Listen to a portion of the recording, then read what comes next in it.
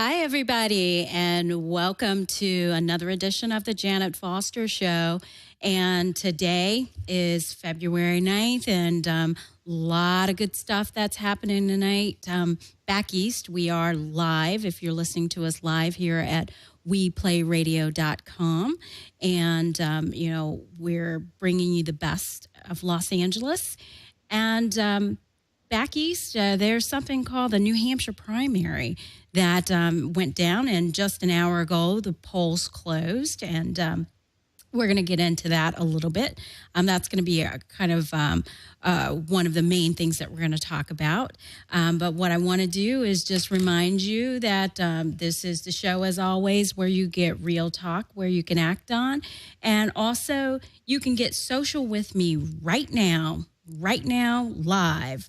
You can hook up with me on Facebook. I've got Facebook open right now. It's like Grand Central Station here. You can connect with me on Facebook and actually post there right now at Janet Foster. And you can also reach out to me on Twitter and Instagram at Janet D. Foster. And that's Janet D for Deborah. And I just want to give some quick shout outs to some power listeners.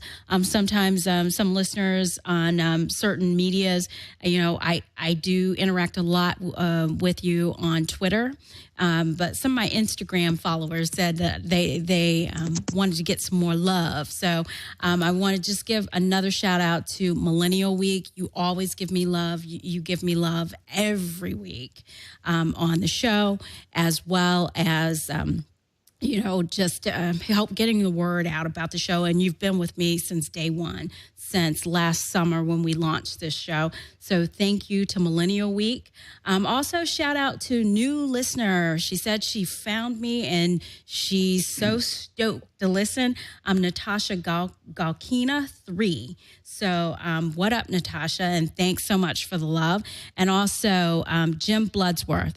Thank you so much for your kind words on Instagram. And Cynthia Taylor, 948. Thank you. So I just want to give some Instagram love. And, as always, hit me up on Twitter and Facebook and Instagram. And, I'll show the love back. Now, today, the New Hampshire primary just happened. Polls closed an hour ago, and the results are in. And I've got a great guest that's going to kind of we're gonna kind of hash it out a little bit.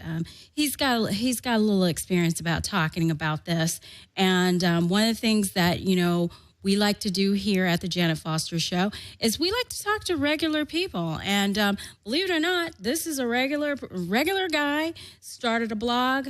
He goes by the name of Citizen Jeff. That's his blog, and that's where you can find him. And he's also a founder of a nonprofit called Homefront Rising, and we'll get a little into that. We'll give him a little opportunity to talk about his nonprofit, because that's what we do here.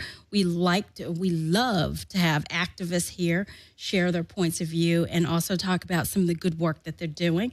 So we definitely want to do that. And I just want to check, Jeff, are you there?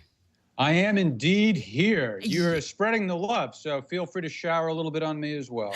Oh, we got love everywhere. So definitely. And I'm so happy that you and I could connect and kind of, chop up this New Hampshire primary kitchen table style a little bit and talk about kind of what's going on with the pretional I like that you call me a regular guy. That way the expectations aren't too high. Nobody expects any actual expertise.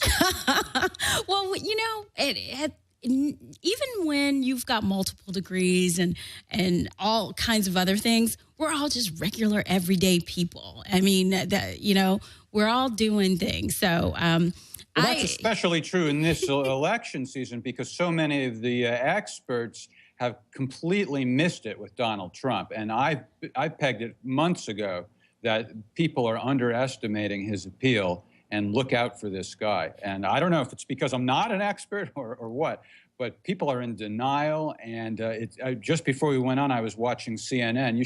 The pundits there, their heads are exploding, trying to apologize for how they didn't get it, and now they're trying to catch up and make it seem like now they get Donald Trump. It's really funny. It sort of is, and then it sort of is, and then it sort of isn't, because and I say it is. Well, why do you say it isn't?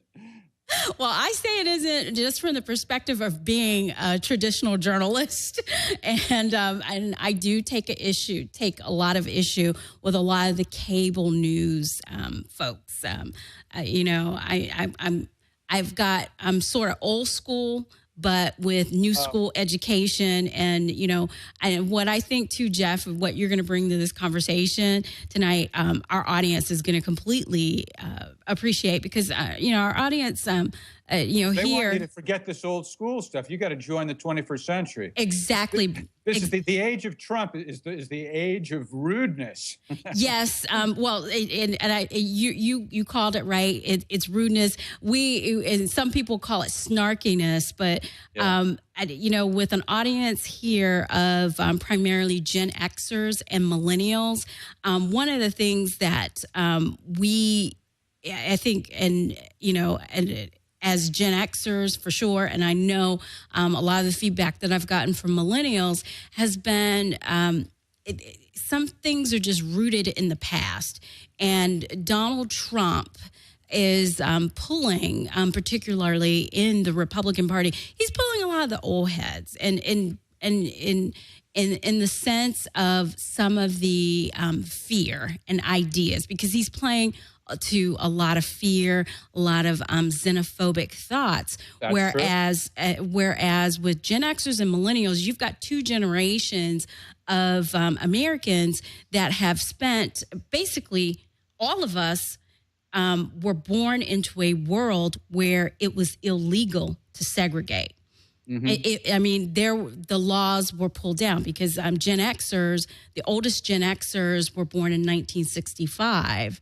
So you've got basically people 50 and under who in American society who have basically grown up from day one, from birth, in an integrated society, and quite a few in both these generations have had nothing but an integrated education in terms of public schooling, and then you get with the millennials, where you have in that generation you have a majority of Americans that are multiracial.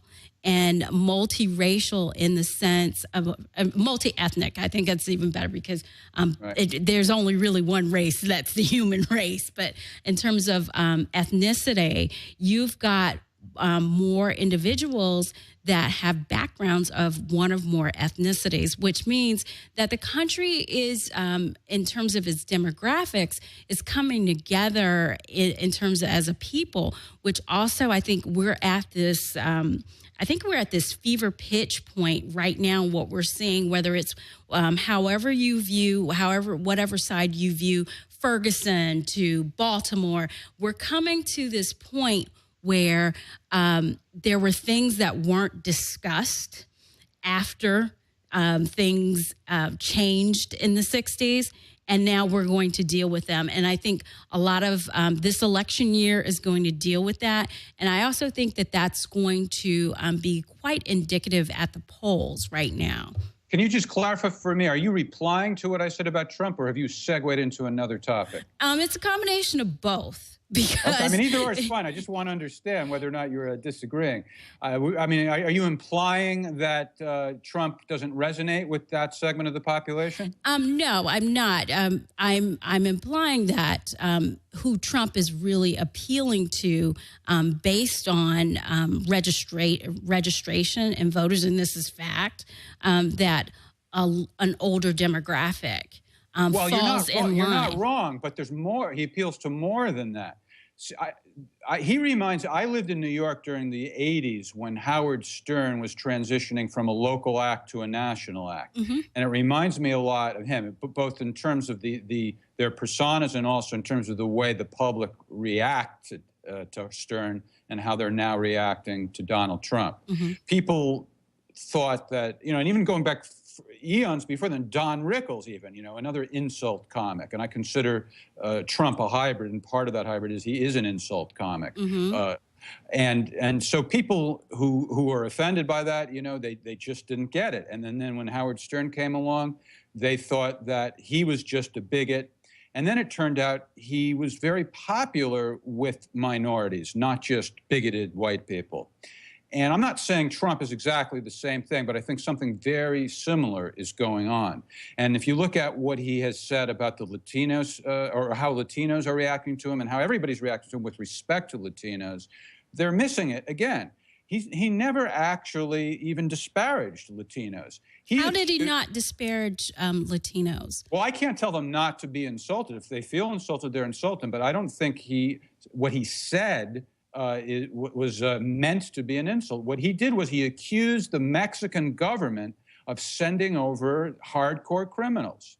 He didn't say that Mexico had any more hardcore criminals than any other nation.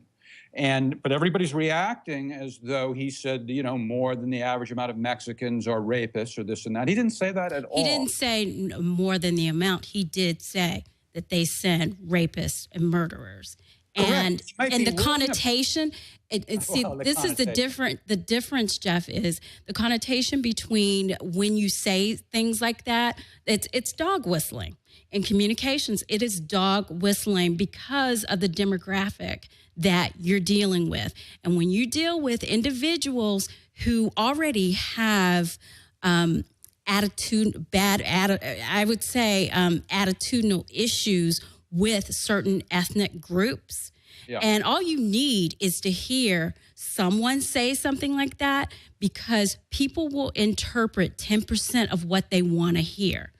And the 10% of what they want to hear is that you've got someone, you want the vote of someone who already has a problem with Latinos in this country, however they got here. There are people who are following the Trump campaign that have a complete anti-immigrant sentiment, and it's just not Latinos. It's everybody. You're right. But in particular, though, that group has been called out by him, and that's where that has gone. And the level of disrespect to the Latino community is what has happened. And it's been consistent not only with the Trump campaign, but it's been with other campaigns within the Republican Party. And that's the issue. And then you take it further, the vilification of the entire diaspora. And that's the problem that Trump has with Latinos. And for him to say it, I think we're having a disagreement here. But let's try to figure out what our disagreement. As a reporter, I don't have a side. I don't have a side. I'm working. I just work with the facts and what's happening. You just described how he's going over with a certain segment of the population, and I agree. What I'm saying is, I believe there are also people out there, and this segment of the population is being underestimated, who aren't as offended as what you just described. And the reason they're not offended is what I said. They don't really, it's not so much that you're wrong, it's that they don't care that he has a tin ear or he was insensitive or it came off this way. They just simply get he didn't insult Mexicans. And that's what I'm comparing to Howard Stern. Some people disapprove of that sense of humor. Doesn't mean that there aren't tons of other people who love that. People hate political correctness. And I think the people who underestimated Donald Trump also underestimated how many people hate political correctness. It's not just bigots who hate political correctness. The same people who love Howard Stern, and of course Howard Stern's audience includes bigots, but it also includes millions of people who aren't bigots. And I'm saying that's where there's a lot of appeal for Trump. Now, you talk about political correctness, and that word surfaced as a term in the early 90s. And a lot of political correctness came around describing the Americans with Disabilities Act. And, it's become a self-interpreted thing. And I think in the case of Trump, even within the Republican Party. Political correctness is one thing versus decorum. Yes. And there's a distinct difference. And the man has no decorum. I mean, from just a personal perspective, usually I don't do this as a journalist, but from a personal perspective, I'm a fan of the guy. You said you don't have a dog in the fight, but you may not be as unbiased as you claim. I'm a fan of the guy in terms of The Apprentice. I think he puts on a good show. Yeah. And I'm a fan of the guy because I've stayed in his hotels before, and he has a good product. I'm a fan of the guy because he raised his children properly, and I've said this countless times. Our listeners, our listeners know I admire how the man raised his kids, because to be wealthy like that, there are a lot of wealthy families in this country that have kids who are complete screw ups. And his children are not. They are college graduates, and they are on point in business. And but in terms of the presidency, and I've got Jeb Bush called it right. You can't insult yourself your way to the presidency. See, this is what I'm laughing. This is, again, like Howard Stern. People have these rules in their mind, and then rule breakers come along. I think Trump, in one respect, is breaking the rules of the game, and in another respect, he's even going beyond that, and he's making up a whole new game altogether. You say he can't do it, and I think he can, and we'll see. I think he can. Well, I think in terms of decorum, some of the things he says makes me cringe. And I don't like. Just let's take what happened yesterday. Somebody at one of his rallies, a woman, said that Ted Cruz is a pussy. And Trump started laughing and repeated it. Now, it was in reference to Trump being all macho about torture. And I'm very much against torture. Mm-hmm. Okay? I don't like that he, is getting people all wound up about wanting to bring back waterboarding, and even worse than that. But I have no problem with him saying that Ted Cruz is a pussy, or quoting that somebody else said it. Mm-hmm. And so, as soon as he said it, I was looked on Twitter. What's his name? David Corn, the guy who used to be with The Nation, or maybe he still is, said, another first in politics. He's so prissy. This is another rule that he broke. And, well, I guess you can break that rule, because he keeps breaking the rules. Well, I mean, he can do whatever he wants. And I think anybody can, but I think in terms you think it'll hurt him to the point that he can't overcome it. Well, I mean, right now he's vying for the Republican nomination, and he's got an issue with the Koch brothers. I mean, that's rich boy stuff. I call it hashtag rich old dude problems.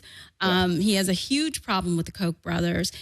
He is an outsider, even though he's wealthy. He's a complete outsider to the cocktail set that I like to refer to in the Republican Party, and that's the money. That's the money side of that makes the Republican Party go in terms of big financing, and not just the super PACs, but these are people who make the phone calls. He is an outsider, even though he went to Penn, an Ivy League school, but he didn't go. He wasn't in the inner circles, the Harvards, the Yale circles of the wealthy, and he does have a chip on his shoulder. And then you have someone like a Jeb Bush, who's from not only a dynasty family, but a very well-connected family. And when you think of the Republican Party, you think of old money, you think of decorum. Right. And he's not. He definitely doesn't have that kind of appeal not to just the cocktail set, but I think to even the top 3% income earners in the United States. It'd be very interesting to see. Like New Hampshire has a lot of people. By the way, I think you said at the beginning, he won it. In case you didn't, we should say he won and Sanders won. But New Hampshire has a lot of people from New York who moved there, and so they're not as offended by by Trump's brashness and his vulgarity and so forth as perhaps other parts of the country. So it'll be interesting to see how his act flies in the South, for example. And it's funny you say act, because he's also the time that he held up the Bible and was talking. That's just when I thought, this is pandering, and I just thought, this is going to be taught in a political science class somewhere where he's holding the Bible. He looked awkward because he was saying that this was the Bible, the same Bible that his mother gave him, and it's sort of like, this is just a thing I'm doing. I'm a rich dude. I'm a billionaire, and this is my hobby. And it's you say it like it's unusual in politics, Japan. I think the last time we had a billionaire that it was his hobby, it was Ross Perot in 1992. And at least he was a little entertaining in the sense of he had the charts. He had flip charts. I'm waiting for Trump to do that as the businessman, but he's not. But I think, to your point, though, Trump is a smarter politician. He knows to dumb it down. The flip charts, nobody can follow that. Exactly. And you mentioned a point earlier, and the fact that you just said he's dumbing down what he's doing. That's who he's trying to reach. He's trying to reach the person who makes $50,000 a year, who is pissed off at the world because of their own bad decisions, but they vote Republican because they feel like everybody's getting something except for him, but they're going to support the billionaire because they're an aspirational voter, because they want to have rich people problems. But right now, they're basically on the broke ass train, as I call it. But again, he's also appealing to others. I mean, there are plenty of very educated people who are very concerned about national security, and they want a very strong stance. And so even though his style is very New York street, dumbing it down, they're getting the message from him that he is very tough on that. So just because he's not speaking in highfalutin language doesn't mean that he's not appealing to them.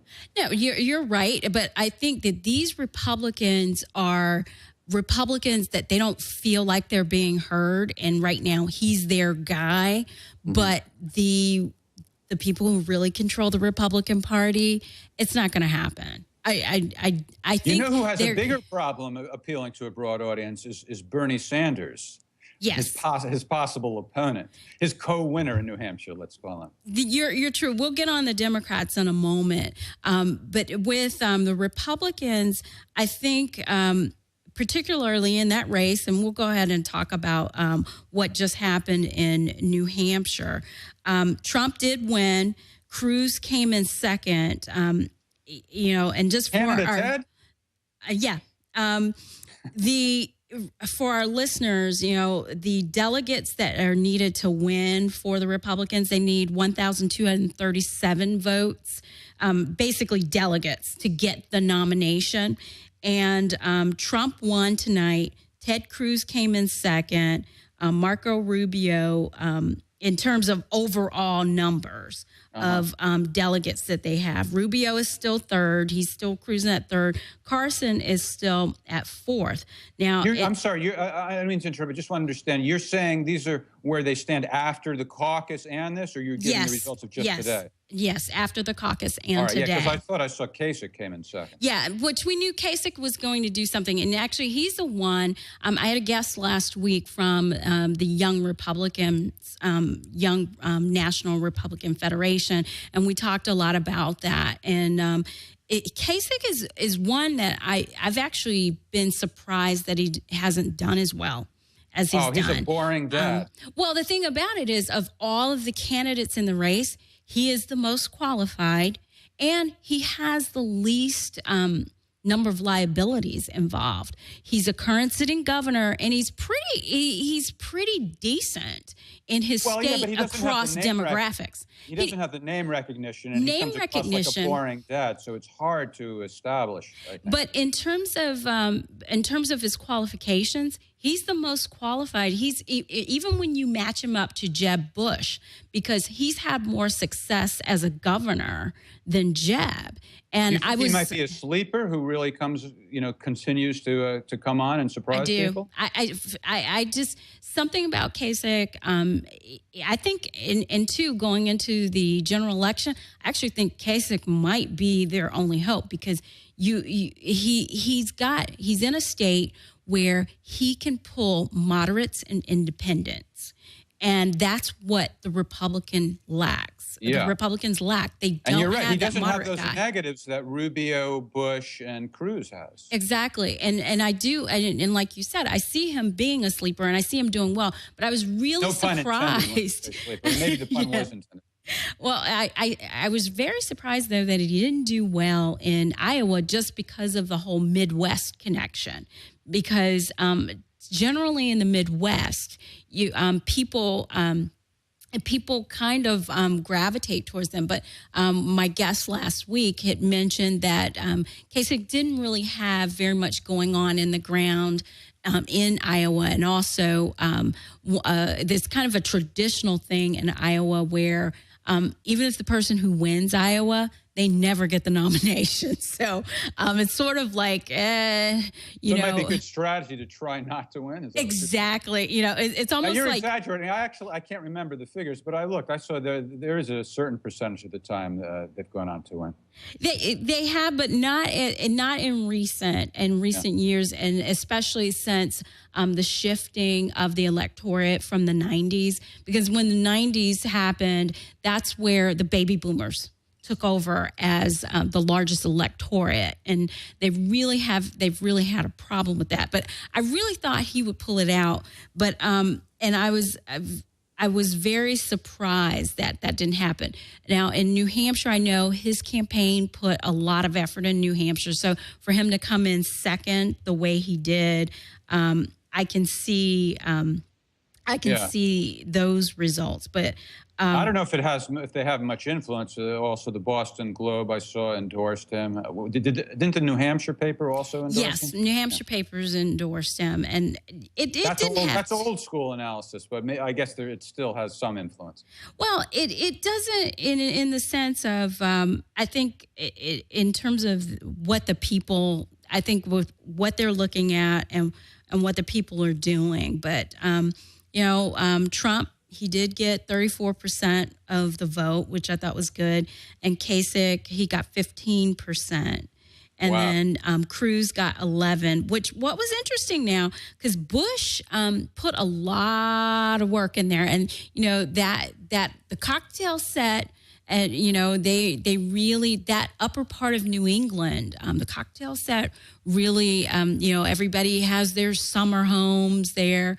And the Bush family has a strong imprint in that area of New England. And I think even Bush pulled out the mom card, his mom, Barbara. The mommy card. Yeah, he's like, I got to call my mama. And what's interesting, though, is he came in close, a few percentage point, a few points behind Cruz. He was at 11.4%. So that kind of helped. And he did put in a significant amount of resources in that state.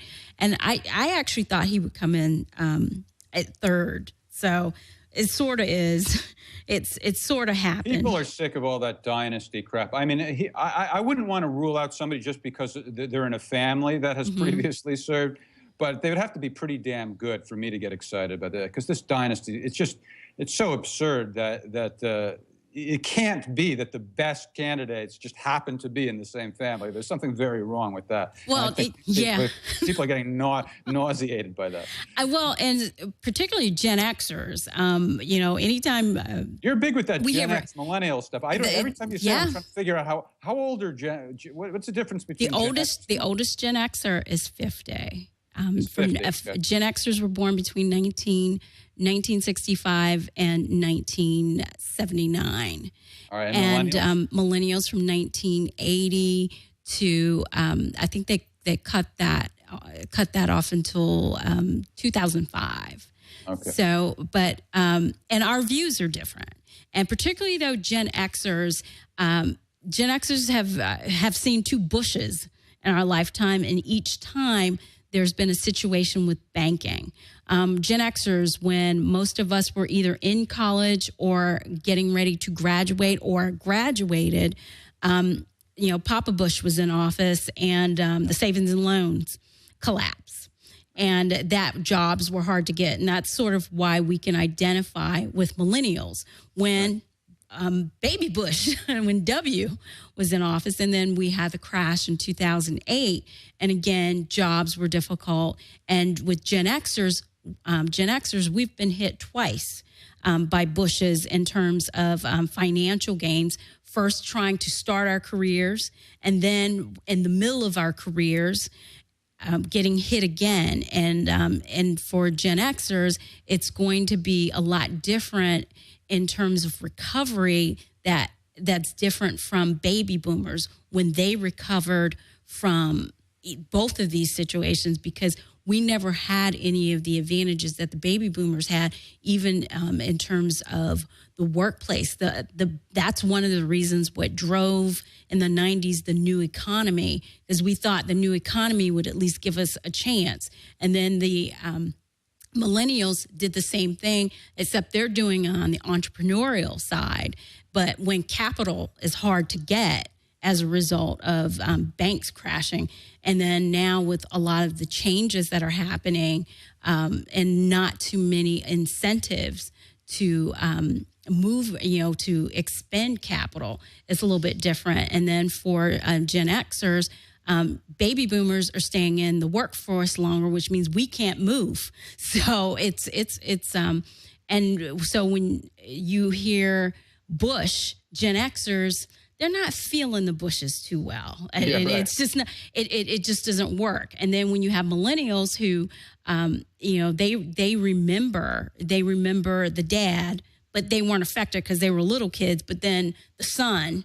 And then they also identify with 9/11, and also in that generation, a large majority of their friends. So then why did you think served. he would do better? Just because he put so much effort into this? Well, the demographics of that area, and the amount of, he really had a lot of people on the ground, and they spent a lot of money. He spent just as much money as he did in Iowa. He spent about $15 million in Iowa and only got one delegate. And then he really started pushing it hard. And he left Iowa last weekend. He was in New Hampshire. So he's been in New Hampshire working it quite a while. And just with the fact that the family has a presence there, I thought he would do a little bit better, but it's going to be interesting. It's going to be interesting as he moves south. And so he was spending money on TV commercials. I'm asking. TV. He was spending on TV, and then you got to pay staff. I think that speaks to what you're saying about millennials. Millennials spend more time on the internet than they do sitting around watching TV. Well, but that particular area, though, millennials is in terms of population is low. You mean they don't have that many millennials? In that area of New England? They have a lot of elderly people. Well, you want to say people of means in that area because it costs a lot.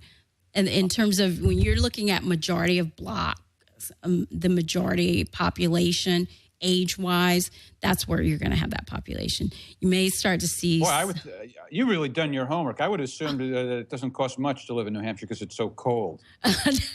By the way, should we taunt your East Coast audience and tell them what the temperature was today here in Southern California? Yeah, we should. We should tell them. It's about 87 them. degrees, 2 days in a row, not a cloud in the sky. Nah. Yeah, and then last week they knew it was 55 degrees, and we were feeling like we were in blizzard conditions too. So, but yeah, in terms of the Republicans, they definitely have got something going on. I want to get your take real quick. Who do you think? Last week we had people dropping like flies. Huckabee finally said no. Santorum said no. He was done. And then Rand Paul went ahead. He suspended his campaign, but he's officially done. Who do you think should be next? Should. That's the trickiest word in the English language. Yeah, should. Not for me to say. I'm happy for anybody to run. I was a Ralph Nader supporter back when people were saying he should drop out. Oh, my goodness. How it will affect. I would never say anybody should drop out. If they want to go for it, go for it. Maybe, and even if you reword it to ask me who I think will, I'm not even sure about that. As you said, I'm just a regular guy, and even if I had time to study today's results, I'm not sure I could come up with a good answer. But I do notice that the Rubio, Bush, and Cruz trio had really, really low numbers, and you don't have to be an expert analyst to know that it's got to have some sort of a psychological kind of PR effect. But neither one of them, I get the sense, is anywhere close to giving up, and I don't think that they view New Hampshire as a do or die situation. Yeah, and who I thought did better than what I expected him to do was Chris Christie. He got 8. He took lessons from Donald Trump. Did you see him do that number on Marco Robot the other day? Yeah, you and I have different committee tastes. No, it's not so much the comedy. I just thought, you're just fighting for the gutter.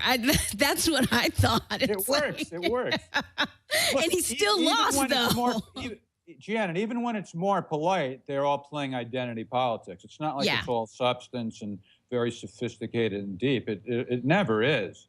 So it's really not that big a difference. It's just a bit coarser. And I'm more entertained by it. I think it's funny. Yeah, well, it's definitely not boring watching the Republicans. And, switching over to the Democratic side, it was sort of predicted, and it's understandable that Bernie Sanders would win because he's from the area. He's been touted mostly as a regional candidate. I think after this week, we'll really start to get into the meat and potatoes, so to speak, of what, how is he really doing? He's from that area of New England, and he did pick up delegates, and he got 59% of the vote, which I thought he would get even more than that. And Hillary Clinton got 38.3%. And it's sort of the thing about Sanders, what makes him interesting, and I sort of get the same vibes from him as Dean Howard. Is that, Howard Dean. Howard Dean. I'm very sensitive to that because my name can be said backwards too. Yeah, I remember Dr. He had such fire going into it, and then all of a sudden it leveled off. And it was just that one incident when he was yelling like a maniac, just one time. Bernie Sanders yells like a maniac all the time. Yeah, the thing, though, the thing about Bernie is he's not a real Democrat. He's an independent who caucused with Democrats, while he was in the Senate. And he's had the best of both worlds in the sense of being able to say, I'm for this, I'm not for that. And I think his appeal is going to hit a wall as they start to get into certain states. Love that. I love fighting for economic justice and that being a big part of the campaign. But you hit it on I don't know if it's exactly what you meant, but when you talked about anger and a vibe, we'll see. I can only guess how the rest of America is going to react, but I think his anger is really weird.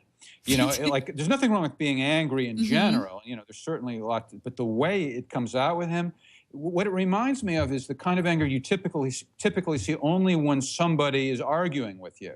But this guy all by himself, it's like this anger bubbles up out of nowhere all by himself, and it just looks freakish.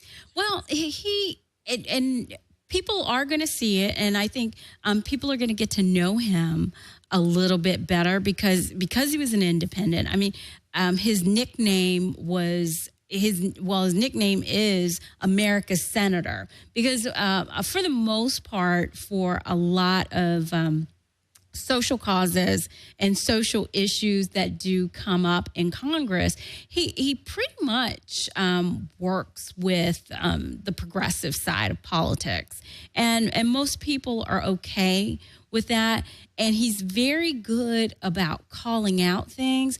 And a lot of that just has to do with the fact that he just never, he never had the responsibility or the expectations placed on him to contribute to, say, the Democratic Party platform. So he doesn't have he doesn't have those ties, and just to see how he's going to evolve is going to be very interesting. And I do find it. I'm not surprised that a younger demographic is following Bernie, because they're not aware of that. They most don't know that he wasn't.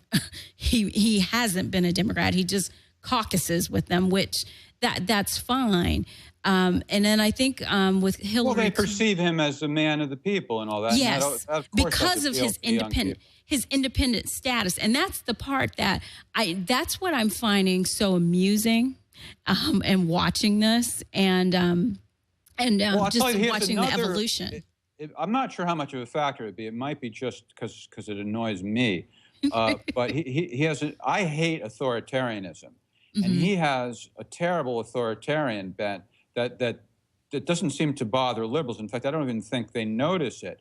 But the two clearest examples are Citizens United. He wants Congress to have the authority to imprison people just because they've spent money on expressing an opinion. And that's a very authoritarian position to take. And also, he voted for that watch list that would deprive presumably innocent Americans of the right to buy a gun just because the government says they're a shady character. Now, the liberals hate guns. They want gun control, and they think and they want everything to be fair. So they don't object to it. But I think that when it comes time, if he gets the nomination, when it comes time to dealing with the general population, that might bite him in the ass. Well, you know and what? The other thing, let me just finish. I'm sorry. One other thing. The other thing is it takes away a reason to vote for him, to distinguish him from the Republicans. Like Trump has all this authoritarian rhetoric. And if Sanders were to lose the authoritarian rhetoric, which he doesn't really need, and just focus on economic justice, you'd have more of a reason to vote for him. But he's really just as authoritarian. It's just a different brand of it. Sorry to interrupt. Oh, no, not at all. Thank you for that point. Bernie Sanders has more other liabilities. He voted against the Brady bill. He's rejected both sides. In terms of gun, just in terms of any type of sensible gun dialogue, he's rejected both sides. So he has an issue with both sides. Now, to be fair, though, I mean, some of it is understandable because of the state he's in. Well, that's what he's claiming. They don't have an urban crime problem with guns. So I don't really blame him for that, but nonetheless, it's a problem as far as the way he's perceived. Well, see, and that's the thing. It's not just an urban crime problem. It's in general, and particularly you look at Newtown. You take Newtown. I mean, it's an affluent area and it's suburban, and I apologize to listeners if this sounds crass, but I was very touched by that particular situation. And I've been touched by just as many as, hearing about teens in Chicago or New York or Miami or even here in Los Angeles. But, and I really thought when Newtown happened, I thought, okay, people are going to wake up. We've got to do something. Even Virginia Tech, people, we have to have a way of screening people to make sure people who have guns are mentally fit to have them. And if they have someone in their home who is not mentally fit, how it's locked up, what kind of liabilities. It's almost like you've got to treat these guns like as if they're your vehicles. Just like for our vehicles, we have to have a license for them. I don't want to correct me if I'm misrepresenting what your thoughts are behind that, but I'm detecting something that I typically hear from the gun control crowd, which is when you say we have to do something. It's better than nothing. Well, yeah, but the problem that I see is the gun control crowd thinks it's primarily about a lack of resolve on their part, and also that they're up against unreasonable people, the NRA and so forth. And I don't think that's primarily the problem. I think what's primarily the problem is the lack of good ideas, because it's very, very difficult. You can't just decide to have a good idea. You know what I mean? Right. And the goal always has to be to balance public safety with the right to own guns for self-defense and so forth. Right. It always is the case. And it's a very, very difficult line to draw.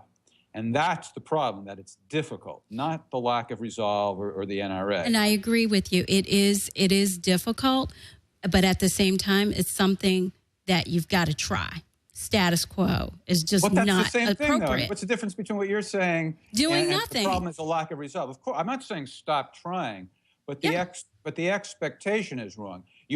People, there already are tons and tons of laws pertaining to guns and ammunition. I'm not saying stop, go out of the business of legislating guns and ammo.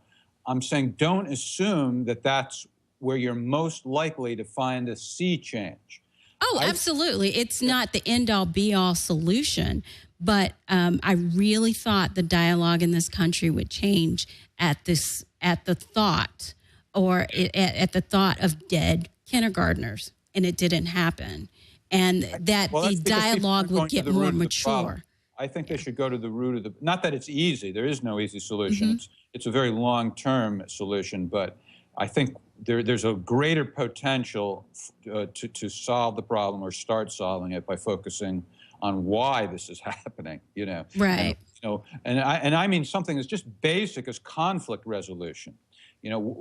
Because we have people who, just because they're upset, they do this, they automatically lash out, they try to control. I'm talking about, at all levels, when you're having fights with your wife and your kids and your neighbors and your employers and employees.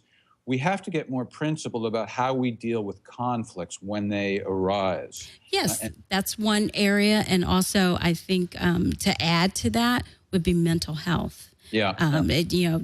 Dealing with it. It's no longer something that we can ignore. Don't be so mental. Don't be so mental. Definitely about that. But yes, and just to wrap up this conversation on the Democratic primary, I do think that Bernie Sanders is going to have more liabilities, and his strong point is for sure, I think social issues, specifically economic justice, for sure, is one area for one segment of, I think, the Democratic Party.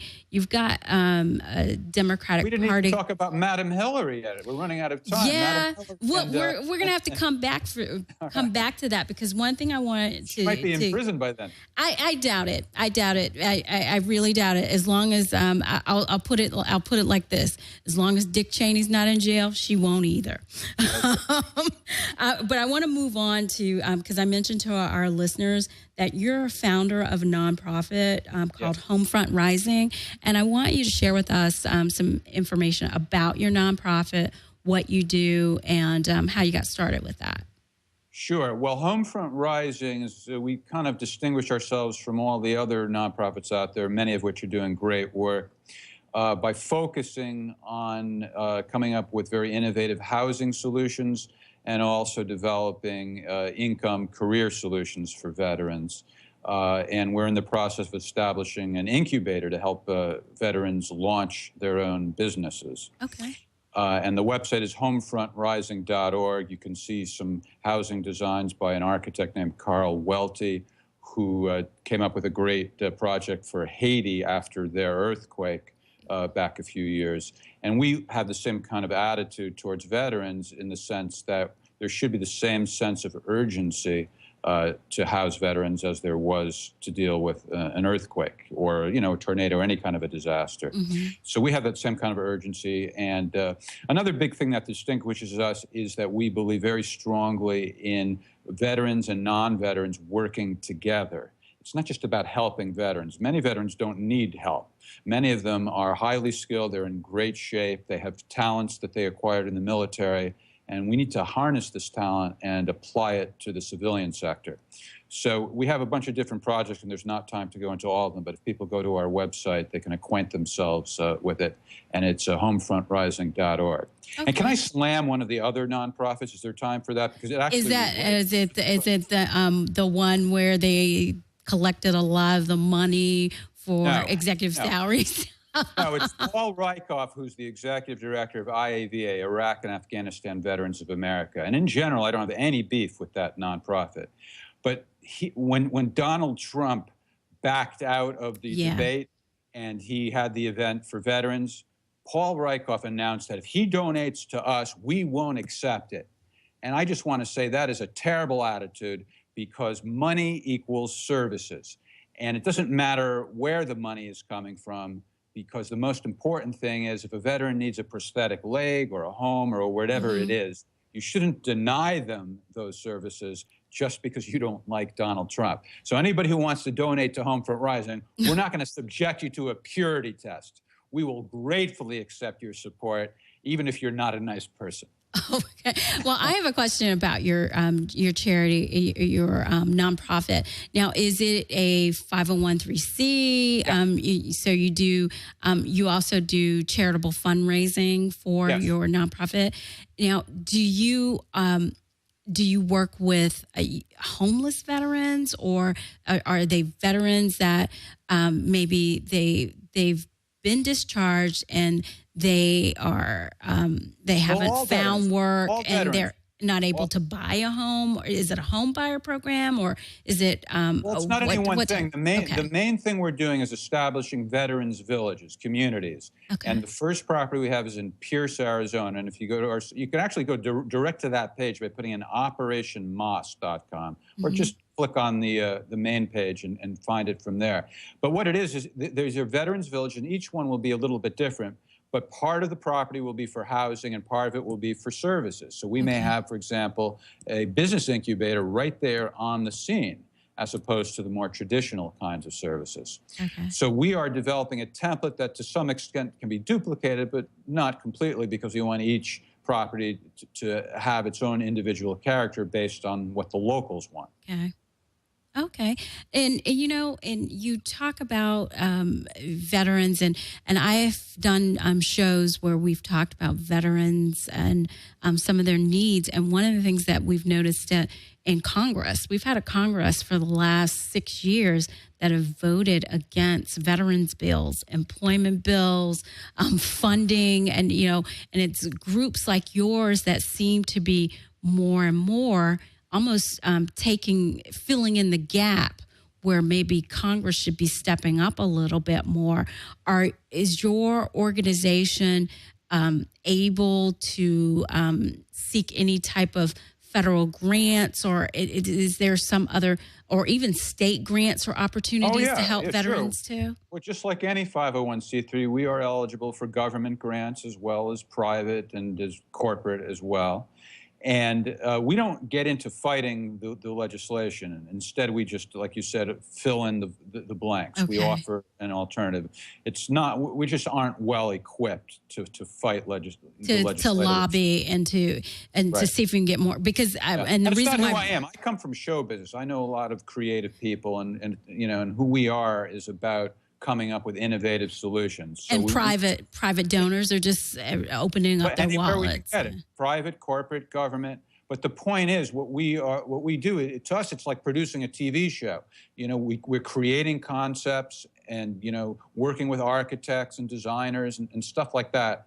That's what makes us excited. And that's where our strength is. And it makes sense to stick with our strengths and let others worry about the legislation. Got it. Well, with that point, that's going to be the last word tonight. But Jeff, thank you so much for joining me, and we'll definitely have you back because we there's some good talk we're going to have to schedule the next time sometime before Hillary Clinton goes to prison. And by the way, you made I like your priority. I love that you gave me the opportunity to talk about Homefront Rising rather than talk about Hillary. That's a very wise decision. Well, we do what we can. But listeners, I want to thank you so much for listening. And I also want to thank my producer, Jeremy Hansen.